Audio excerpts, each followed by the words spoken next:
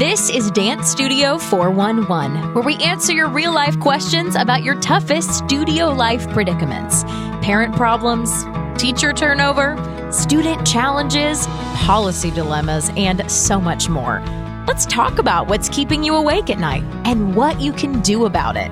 Here are your hosts, Suzanne Blake Garrity and Jill Tyrone.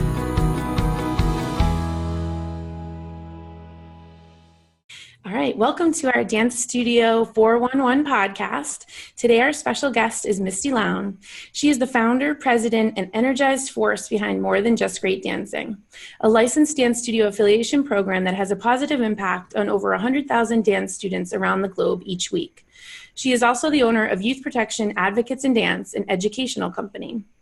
Her dance studio, Misty's Dance Unlimited, founded in 1998 and named a top 50 studios in the nation by Dance Spirit magazine, has provided $500,000 in scholarships for dancers. Misty has been a speaker at the Pulse Teachers Convention, Hollywood Connection, Dance Teacher Web, Dance Teacher Summit, and the Dance Life Conference. She has also been the keynote speaker for the Australian Teachers of Dancing Convention, Dance Teacher Expo, and Victorian Dance Festival. Misty is on the staff of Dance Revolution Convention, a faith-based dance convention, and has authored over 70 industry articles. She's a sought-after speaker and business leader. She has been recognized as Teacher of the Year by Eclipse, Outstanding Businesswoman of the Year by the YWCA, and awarded the Pope John Award for Distinguished Service by Viterbo University, and the Philanthropy Award from the local Red Cross, the President's Award from the La Crosse Area Development Corporation, and the President's Award from the Association of Professional Fundraisers. Misty is an entrepreneur at heart. In addition to her dance studio and licensing program, she owns a dancewear store and a self-storage business. She's the author of One Small Yes, an Amazon #1 bestseller that has been translated to Korean and Indonesian. Misty's favorite part of the day is spending time with her husband and 5 beautiful children. Welcome to our podcast, Misty. Well, thank you. I'm kind of tired listening to that. Well, you know, it's kind of always it's an out-of-body experience when people read your intros and bios, but I mean, so weird, isn't it? I mean, I feel like we've gotten to know each other over the years here on our journey to helping dance studio owners and their businesses. And what I love about you is you have so many accolades, but you keep it very real and you're approachable. And that's why we invited you here today. Well, thanks for having me. I think I should probably rewrite that. I mean, all I really want to be known for is just, you know, who was Misty Lown? She loved God. She loved people. So at the end of the day, you know, I'm just always trying to find, you know, what's the right best thing to do and how can I use my gifts and talents to help other people. It's awesome. Yes, exactly. And that's, you know, I think what you bring to the space, our global dance world is that we talk about it like boss woman, like women, power women in dance. Like we can be all the things, but we can't do it all. So we can be so many things, but we can't do it all. But I'm inspired by the new mission you've taken on, which is really a commitment to the educational piece of creating a healthy and safe environment for dance studio owners and teachers to make sure they're providing for their students. So I'd love to hear the story so that our listeners can get a feel for, you know, what you're sharing today. Well, thanks, Suzanne. This is something I'm really excited about. And I have to back up just a little bit to place context to why this is important to me right now. So like you, I own a dance studio. So a brick and mortar studio. We serve about 850 kids a week. We're expecting to top out at about 1,000 kids this year. So, you know, that's a very hands-on, face-to-face job. We love it. But over the years, as my kids were growing up, I have 5 kids, I really had to say, I don't think that the retail hours of dance are compatible with raising my own kids. So I felt like I was making a choice between raising other people's kids and raising my own kids. So I said, hey, I need to build up a team at the studio and really get this down so I don't have to be there every single night. I want the ability to take my kids to their own activities, to be home for dinners and bedtime and homework and all of that stuff. So through the course of doing this, we just got really, really good at the business. And you know, during that time, I started speaking and writing and just sharing some of that journey with other studio owners and showing what was possible. And I think that was the neatest part. You know, I'm not in a super big market. We're in a town of 16,000 people. It's not a very affluent area. The average income is between our 2 towns is like $40,000 per year. So, you know, we didn't have maybe the best groundwork for success, and yet we were still doing this, you know, what looked like a very successful thing, and I was able to get out of it and spend time with my family. So that was kind of the context of where I came from, building up that team, Then we started, helping other studio owners. And then through that, I just realized we had all these common challenges, right? And as we helped other studio owners kind of get out of the grit and grind and hustle of daily studio ownership, they were looking, as I was, saying, okay, now if I don't have to be in the fire, and I can choose to be a little bit more forward looking, I can choose to be a little bit more proactive, I can choose to think about, what my legacy wants to be instead of just like what my list is for the day of things that needs to get done, what really matters. So that's where I really landed on. I want the second half of my career to be about securing the dance industry for future generations. It's secure in my hometown here of my studios in Onalaska, Wisconsin. I live in La Crosse, Wisconsin. Like, we're secure here, but how can I build on what we've built here and help other owners? So that's where I'm at right now. The second half of my career is going to be about making a better path forward for the industry, sharing what I've learned, and initiating thoughtful conversations about where we are at as an industry and what it looks like to basically watch the grow up in the dance industry and watch the dance industry grow up. And for me, I think it's all about, setting standards for dance and keeping kids happy, healthy, and safe in dance, and having these thoughtful conversations as an industry about where we're going. Yeah, exactly. I mean, and that's what was inspiring when we connected over, on our summer tours, is that we're in it. The dance space is in a rapid growth of change, but I think small businesses and our teenagers and our youth. And so this is the timeliness of your leadership behind the program that you've taken over, which started as to solve, major problems. I love the legacy change you're putting behind it. So maybe you could tell our listeners a little bit about it.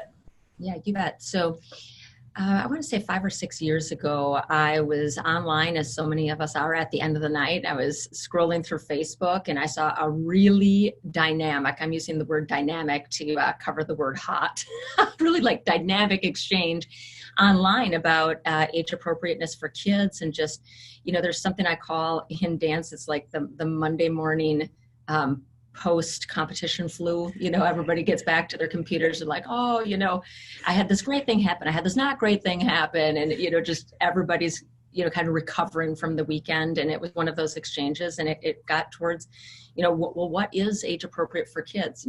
Should they be on stage so many hours per day? Should they be having these experiences with this adult content? And so there's a woman there who just had the most articulate, thoughtful responses. And of course, I cued into that right away. My graduate degree is in education. So when she was providing evidence-based research and not just opinion to back up her position, I was totally cued into that. So I reached out to her and we had a conversation, and I'm not kidding, I immediately offered to fly her to La Crosse, Wisconsin, and to spend a week with us. Her name was Leslie Scott Zanovich, and she had founded Youth Protection Advocates in Dance. And it was just right at the beginning of this. She was an industry rock star as a professional dancer, had kind of come of age with the explosion of dance. And you know what I'm talking about, just that rapid growth where it's like dance is everywhere. It's in entertainment, it's in media, it's on social media, it's on TV. The dance business is just growing. And with that, just came an escalation of, it just always had to be bigger, brighter, faster, crazier, more edgy. And she grew up in that, and she kind of took it to the edge. And she would be the first to tell you that, she took it toward that edge, and she started seeing negative impact in her classroom. And she said, this isn't right. Kids are getting injured. They're walking away not, feeling great about themselves. We have to figure out what's going on. And that's why she got into the evidence-based research. And we brought her here, and More Than Just Great Dancing became their first visionary sponsor. That's cool. And my studio, Mistys Dance, became the first certified studio in the world. And we sponsored I remember we did the videos and the website and the first round of PR and helping with the copywriting. And it was really cool to be part of the ground up on that. And then you fast forward, 4 or 5 years later, after being a part of that from the outside. And, Leslie came to a point where she felt like she had done everything she could with her small team. And by small, I mean her husband, her child, right, and, a small committed band of volunteers. And she wanted to focus on raising her own kid. And isn't that funny? That's the same reason I got out of my daily operations at my studio, right? Yeah. It's like, I want to raise my own kid. I have to give this to other people to lead. Mm-hmm. And Leslie was in the same spot. So she reached out and asked if we would pick up the torch and carry it. And we said, absolutely. I mean, it was for us, it made total sense. Yeah. And that's the beautiful thing about what I think that I want our listeners to hear is that sometimes your ideas just need a little loving assistance. Like, I think we are, as studio owners and teachers, we are like this, we have to go it alone, rugged individualism, and, grind it out by ourselves. And I think that's where you and I also have found that we connect with our members and our followers and all that, because it's really, it's beautiful that she reached out to you, because her legacy had begun and it's needed more than ever. And you have obviously resourcing and team to put behind it. So that's why when you told me about the relaunch of YPAD, I was like, this is amazing. I know it's a big need. So I'm excited to hear more. Well, it's really neat, and Leslie has stayed on as an advisor to everything that we're doing. So there's not a decision that we're making without her guidance. And she's just been an absolute dream in the entire transition, knowing that we would have to make certain changes in order to get this to market and to get it to have the impact that it's meant to have. And yet she's been there with us every step of the way. So now she's an advisor to us, just like I'm an advisor back to my own studio now. So it's kind of cool. We have these parallel paths. And we're both looking at the second stage of our careers, saying, what matters most in this season. Awesome. So then when you took a look at this, and if someone's, interested in what does it entail now, you've made it more accessible. And can you give us kind of an overview of what the educational component is allowing teachers and studio owners to learn? Absolutely. So the first thing we did, and I think this is a really important distinction, is the way YPAD was structured before. It was kind of an all or nothing proposition, and it covered everything in the educational environment from soup to nuts. So it went from background checks to, classroom best practices, all the way out to social media safety and bullying and eating disorders and artistic appropriateness and the youth dance environment. It just had everything in there. And what we did is we pulled it into 2 separate courses, and we feel like that's easier to understand, and we feel like it's more accessible. So the first course that we have is safety. And the reason we pulled safety out on its own is because we feel like nobody argues about safety. Safety is very black and white. It's not like, Suzanne, you have a better way to do CPR than I have a better way to do CPR. It's just like they've researched it. There's pretty much one way to do CPR. Right. That's best practice at this point. So in that safety, we cover background checks. We have an exclusive agreement with the Red Cross to provide discounted CPR training that is skills tested. That's the gold standard of CPR. We have information regarding injury prevention, awareness and response, sex abuse prevention, awareness, response. And we added something new since we've acquired it, and that is risk management in the youth dance environment. So if you think of a school is having fire drills and aggressor threat drills and active shooter drills. We have that information in there because for all intents and purposes, our studios are schools. They are, they're large gatherings of children in an educational setting. So we felt like we would get a high degree of support and adoption around a conversation regarding the importance of safety in the youth dance environment. So we put that as safety. Those who complete the safety course will get a certificate of completion. For those that want to go on and engage in the dialogue around wellness, they can do safety plus wellness and lead to a YPAD certification. Now in the wellness course, we're going to be talking about social media safety, what's the difference between bullying and conflict, because those two are not the same thing. Right. Nutrition, eating disorders. We'll be talking about age appropriate and developmental appropriate artistry, and having conversations where sometimes things get a little bit more gray, even though we do have evidence-based research behind all of this. People, they get a little bit more excited about this information. They get a little bit more opinionated about this information. So this is the part where we thought, let's pull this piece out so that those who are willing and ready to engage in a thoughtful, productive conversation about what does it look like to keep kids happy and healthy in dance. We think the safety is a no-brainer, but right. This next piece requires more thoughtful conversation. And we've had such a great response to this in the way that we've structured it. It's been a lot of work, but we're happy. And you've made it accessible. And I mean, it's like you said, there's never been a better time to at least have the studio owners or teachers know that this is available for them to have it they can learn online, correct? It can all be done virtually. It's 100% online. So Back when I did our first certification, it had to be live taught. So we actually did ours live digital. So I had to gather my entire team. We were doing a Zoom call with Leslie and her team. And then she spent years traveling the country doing all of the live certifications. So we've really been able to pull everything down to its essence. Each side of the course, the safety and the wellness, can be completed in anywhere from 4 to 6 hours, depending on how fast somebody reads or they can get through the information. And I think just being able to deliver quality content right where people are on their schedule. I mean, we're really following the Amazon model, right? Yeah. Amazon works because you can do it anything. You can shop in your pajamas. That's exactly the beauty of Amazon. And this works because this delivery mechanism works because the studio owner doesn't have to track it. We track it on our side. They get a dashboard. They can see who's completed what. It's just, we've brought that ease of use, and we also brought more affordability to it this way. So when you can take out the constraints of travel for the coaches and the trainers and having to get all of the teachers together at one time, you can also introduce affordability on top of accessibility, and that's a win for everyone. Yeah, it's great. And we share a common friend in Jessica Michaels from Wingman for Dance. Yeah, and I think you've heard the story of how we met and how I brought her to the first Wingman program. And she and I talked about recently, actually, she was on a podcast, and how does a studio owner afford to pay for their teachers to get this ongoing education? And this is something I'm also passionate about on when I'm from the stage, is that to be a learner always is part of what we teach as dance teachers too, like always be learning. So some of our listeners say, how would I ever afford that? Well, you could start to add $5 from every registration fee to your, continuing education for your teachers. Or, if a studio owner says, gosh, I just don't have the money for that right now. This is so important that it's one of those things where you could get creative with the funding. Have you ever had to address that question with people who are interested? Absolutely. And I just like to flip the script on it and say, I don't think people can afford not to have this information, right? Because the risk on the other side of being uninformed or having your teachers untrained is exponentially greater than whatever small investment you would make on the front side.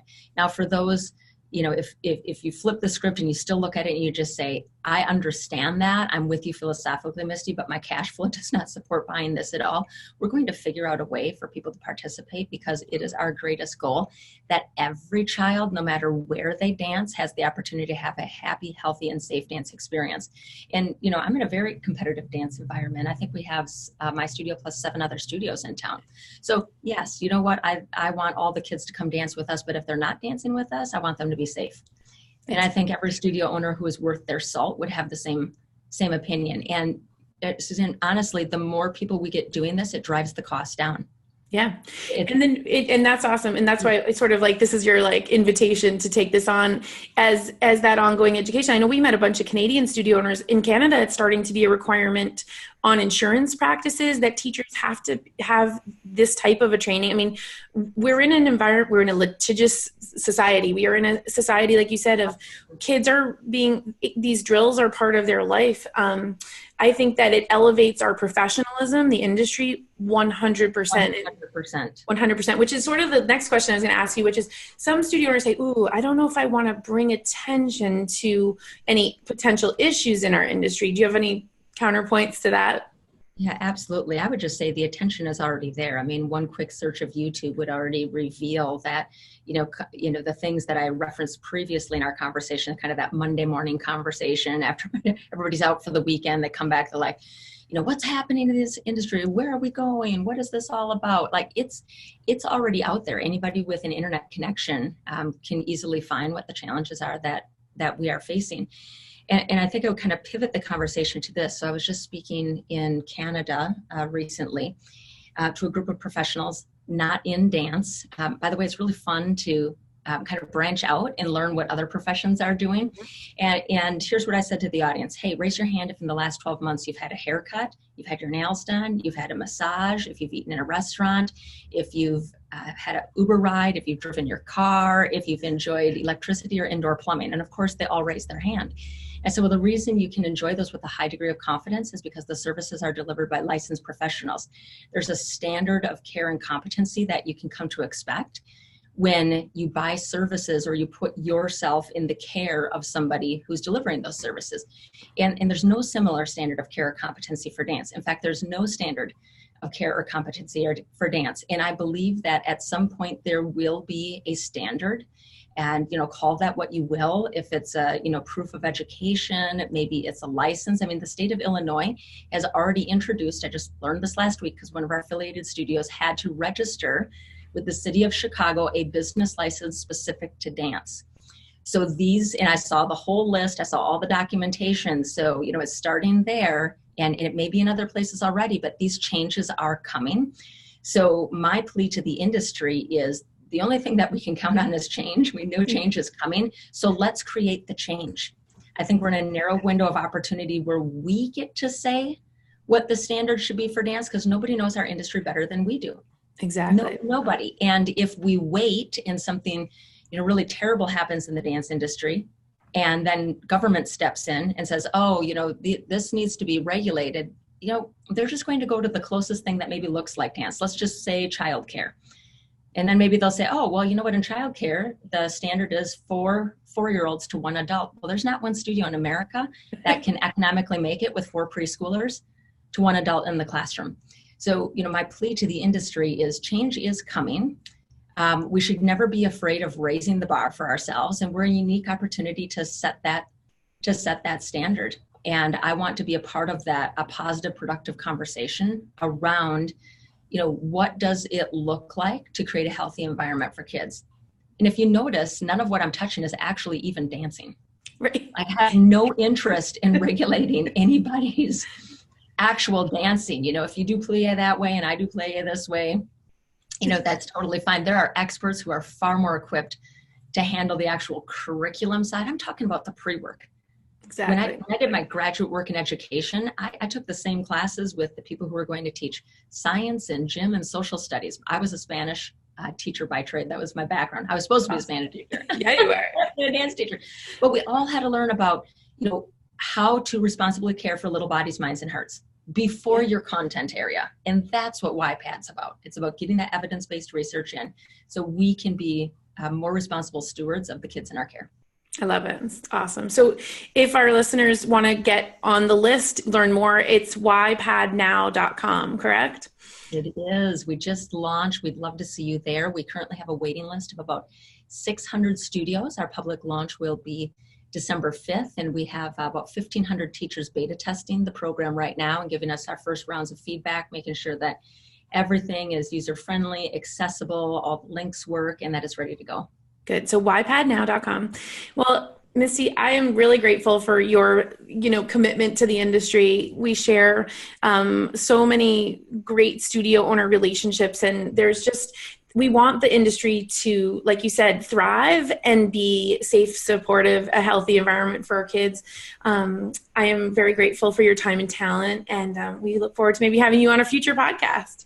Thank you. I'd love to be back, and thank you. I just want to leave with one note here. So, Suzanne and I have built this beautiful friendship. We're technically in the same space. So I just would, love for everybody as you're going and growing your business to, view the people that also love the same thing that you do as peers in the space. I think we're just always stronger together.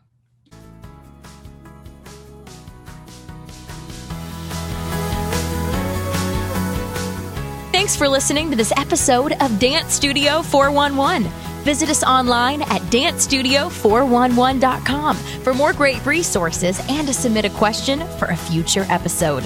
Our number one goal is to help you build a successful dance studio business and keep your passion for dance alive.